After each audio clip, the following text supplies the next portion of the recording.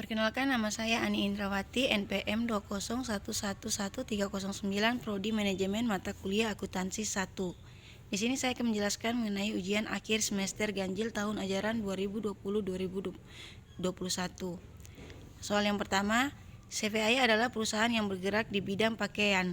CVAya mempunyai modal dagang awal sebesar 10 juta untuk periode yang berakhir pada bulan November 2020. Kasnya sebesar 15 juta, piutang dagangnya sebesar 5 juta, persediaan barang dagangan sebesar 3 juta, hutang dagang sebesar 10 juta, prive-nya sebesar 3 juta, penjualannya sebesar 15 juta, untuk pembeliannya sebesar 14 juta. Selama periode berjalan, CVAya melakukan transaksi sebagai berikut. 1. Pada tanggal 1 November 2020, CVAya menjual pakaian secara tunai kepada CV Sentosa seharga Rp12.500. 2. Pada tanggal 2 Desember 2020, CVAya membeli pakaian secara tunai kepada CV Utuh sebesar Rp12 juta. 3. Pada tanggal 3 November 2020, CVAya menjual pakaian pada CV Cinta seharga Rp12.500. 4. Pada tanggal 4 Desember 2020, CVAya membeli pakaian secara kredit kepada CV Bulan sebesar Rp12.500. 5. Pada tanggal 5 November dijual sejumlah pakaian kepada CV Bagus seharga Rp13.200 secara kredit. 6. Pada tanggal 6 Desember 2020, CVAya membeli barang dagangan secara tunai kepada CV Asih sebesar Rp13 juta. 7. Pada tanggal 7 November telah dijual pakaian kepada CV Hasya seharga Rp12.800. 8. Pada tanggal 8 Desember CV Ayah membeli pakaian secara kredit kepada CV Indah sebesar Rp14 juta. 9. Dikirim kepada CV Abadi untuk barang yang telah dipesannya seharga Rp12.400 pada tanggal 9 November 2020 secara kredit. 10. Pada tanggal 10 Desember 2020, CVAya membeli pakaian secara tunai kepada PT Cendikiawan sebesar Rp11.500. 11. Pada tanggal 30 November 2020 dibayar sewa mobil operasional sebesar Rp14.800 untuk masa 1 tahun. 12. Pada tanggal 31 November 2020 dibayar sewa gedung sebesar Rp14 juta untuk masa 1 tahun. 13. Pajak penghasilan untuk tahun berjalan ditaksir sebesar Rp13 juta. 14. Perlengkapan CVAya yang sudah digunakan selama periode berjalan sebesar Rp14 juta. 15. Gaji pegawai CVAya bulan November ini akan dibayar tanggal 1 Desember 2020. Jumlah pegawai sebanyak 10 orang dengan gaji bulanan Rp1.100.000 untuk per orangnya. Berdasarkan transaksi yang dilakukan oleh CVAya, buatlah jurnal umum atau khusus, jurnal penyelesaian, buku besar, neraca saldo, neraca lajur, laporan keuangan, jurnal penutup, dan neraca saldo penutup. Jadi di sini kita disuruh buat jurnal umum atau khusus dari CVAya. Jurnal penyelesaian, buku besar, neraca saldo, neraca lajur, laporan keuangan, jurnal penutup, dan neraca saldo penutupannya dari CVAya.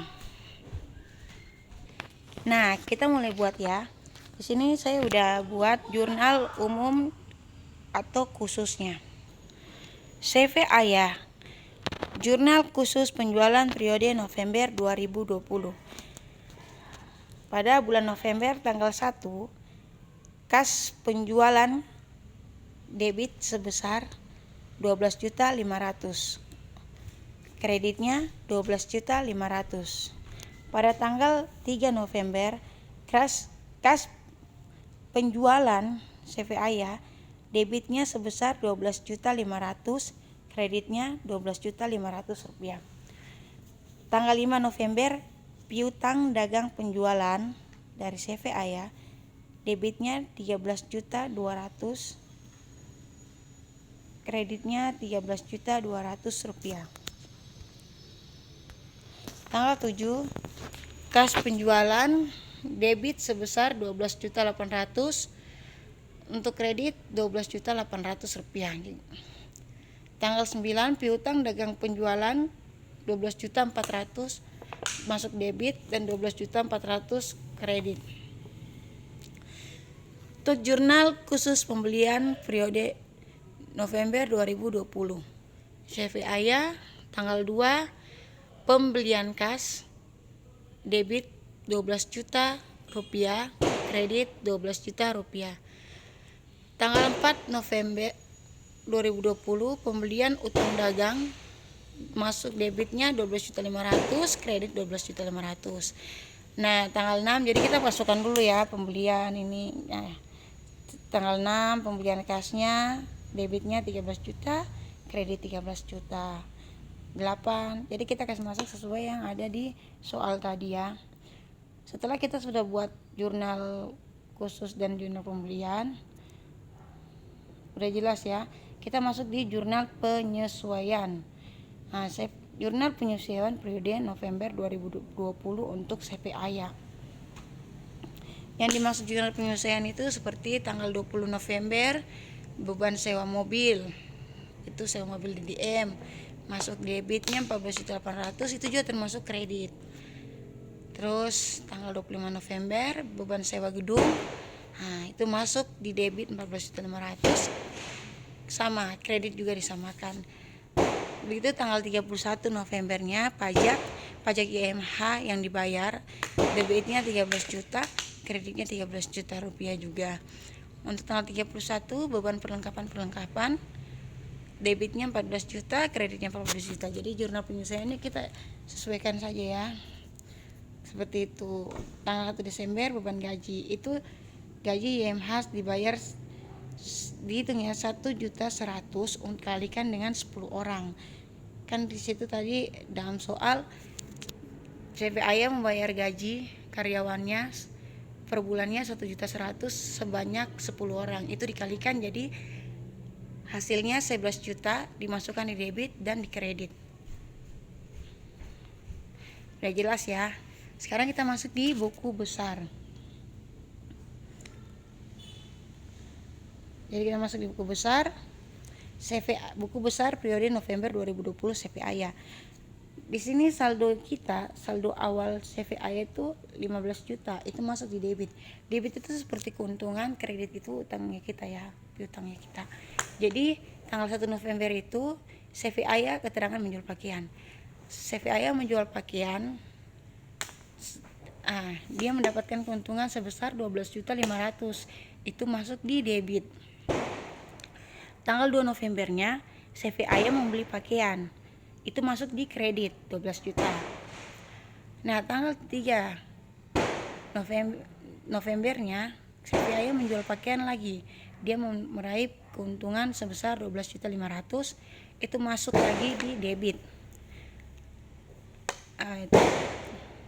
Itu masih bukan keuntungan neto ya, itu masih keuntungan brutonya, hasil jualannya seutuhnya ya.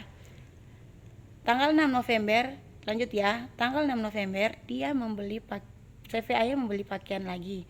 Itu masuk di kredit ya. Kredit awal modal. Terus tanggal 7 November CV Ayah menjual pakaian lagi sebesar 12.800.000, masuk di debit.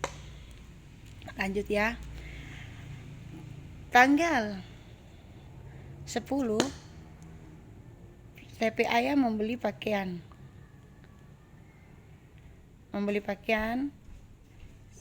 sebesar 11.500.000. Nah, di sini yang tadi yang saya bilang keuntungan bruto hasil penjualannya itu ditambahkan semuanya. Saldo 15 juta ditambahkan hasil penjualan 12.500.000, 12.500.000, 12.800.000. Itu ditotalkan semua ya untuk bulan itu. Jadi totalnya 52.800.000. Nah, di sini jangan lupa kredit juga harus dihitung untuk menemukan keuntungan itu buat si CV Ayah. keuntungannya. Jadi kreditnya itu dihitung juga tanggal 12 juta ditambah 13 juta dihitungnya untuk bulan itu, dan 11.500.000. Hasilnya semua 36.500.000. 52.800.000 itu hasil menjual pakaian dari CV Aya. CV Aya menjual. Itu hasil jualannya. Jadi masih bruto. Untuk menemukan keuntungan netonya, kita harus mengurangi dengan kredit dari CV Aya saat dia membeli pakaian sebagai modalnya ya. Jadi total kreditnya itu 36.500.000. Caranya 52.800.000 debit dikurangi kredit 36.500.000. Jadi totalnya ialah 16.300.000. Itu keuntungan murni untuk CV Aya dari hasil menjual pakaian. Sekarang masuk di piutang dagang. Buku besar periode November 2020 untuk CV Aya. Tanggal 5 di sini dia memiliki saldo sebesar 5 juta masuk di debit. Untuk tanggal 5 piutang barang dagang sebesar 13.200.000 itu masuk debit 13.200.000. Tanggal 9 piutang barang dagang sebesar 12.400.000 debit 12.400.000. Ditambahkan semuanya jadi totalnya 30.600.000 untuk piutang dagang CV Aya periode November 2020. Masuk di persediaan barang dagang.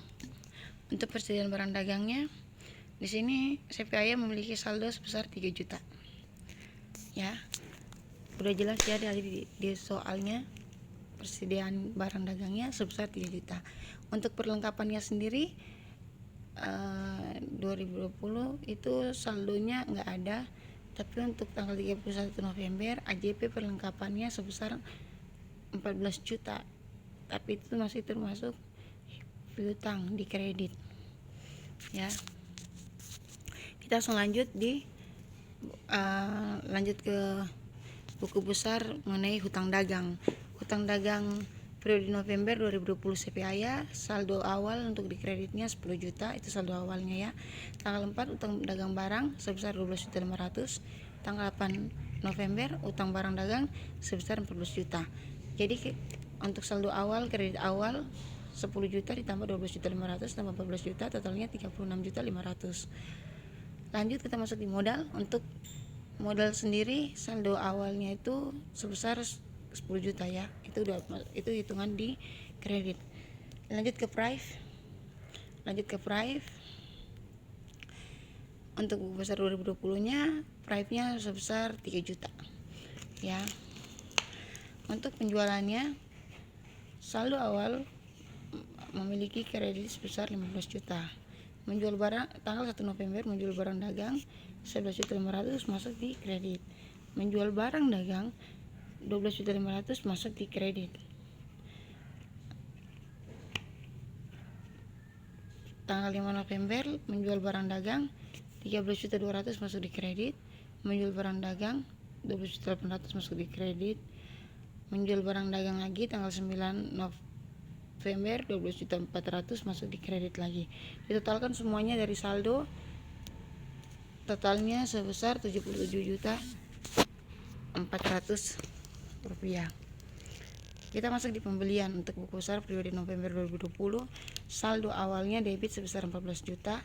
Tanggal 2 November membeli barang dagang sebesar 12 juta masuk di debit. Tanggal 4 November membeli barang dagang 12.500.000 masuk di debit. Tanggal 6 November membeli barang dagang 13 juta masuk di debit. Tanggal 8 November membeli barang dagang 14 juta rupiah masuk di debit. Tanggal 10 membeli barang dagang 11.500.000 masuk di debit. Itu dihitung semuanya dari debit awal saldo hingga tanggal 10 November totalnya sebesar 77 juta. Kita masuk di beban perlengkapan. Beban perlengkapan untuk saldonya udah nggak ada, tapi tanggal 31 November AJP beban perlengkapannya sebesar 14 juta, itu masuk di debit. Untuk tanggal 1 AJP beban gaji. Ini untuk gaji karyawan ya, beban gaji. Ada 10 orang, jadi 1.100.000, gaji per bulannya dikali dengan untuk 10 orang, totalnya 11 juta, masuk di debit. Beban sewa mobil. Sewa mobil ini tanggal 30 November AJP beban sewa mobil masuk seharga 14.800.000, masuk di debit. Untuk beban sewa gedungnya tanggal 31 AJP beban sewa gedungnya itu sebesar 14.500.000, masuk lagi di debit. Untuk tanggal 31 kita masuk di pajak, 31 November AJP pajaknya sebesar 13 juta, masuk di debit lagi. Untuk gaji YMH nya tanggal 1 Januari AJP gaji YMH 11 juta, 1.100.000 kali 10 itu masuk di kredit. Pajak YMH tanggal 31 November AJP pajak YMH 13 juta di debit, 13 juta di kredit. Untuk saldonya masuk di kredit semuanya 13 juta. Sewa mobil. Lanjut di CV Ayah neraca saldo. Nah, kita mulai masuk di neraca saldonya. Untuk kasnya sebesar 16.300.000. Untuk piutang kasnya kita dapat tadi 30.600.000. Persediaan barangnya kita dapat 3 juta. Untuk kreditnya perlengkapan masuk 14 juta, itu masuk di kredit. Utang itu termasuk di kredit 36.500.000. Modalnya 10 juta masuk di kredit. Price-nya 3 juta. Sedangkan penjualannya 77.400.000 masuk di kredit juga. Untuk pembeliannya dari CVA 77 juta masuk di debit, beban perlengkapan masuk di 14 juta itu masuk di debit, beban gaji 11 juta di debit, beban sewa mobil 14.800.000 debit, beban sewa gedung 14.500.000 debit, pajak masuk di debit juga ya 13 juta, gaji YMH 11 juta masuk di kredit, pajak YMH masuk di 13 juta masuk kredit, sewa mobil DDM 14.800.000 masuk di kredit, sewa gedung DDM 14.500.000 masuk di kredit. Total untuk debitnya 194.200.000 rupiah.